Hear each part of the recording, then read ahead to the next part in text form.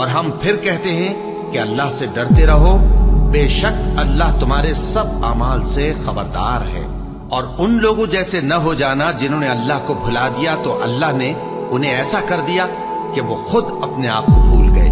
یہی لوگ ہیں نافرمان۔ اہل دوزخ اور اہل بہشت برابر نہیں، اہل بہشت ہی کامیابی حاصل کرنے والے ہیں۔ اگر ہم یہ قرآن کسی پہاڑ پر نازل کرتے تو تم اس کو دیکھتے کہ اللہ کے خوف سے دبا اور پھٹا جاتا ہے۔ اور یہ مثالیں ہم لوگوں کے لیے بیان کرتے ہیں تاکہ وہ غور کریں۔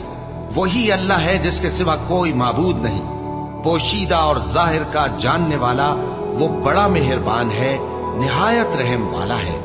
وہی اللہ ہے جس کے سوا کوئی عبادت کے لائق نہیں، بادشاہ حقیقی، ہر عیب سے پاک، سلامتی دینے والا، امن دینے والا، نگہبان، غالب، زبردست، بڑائی والا۔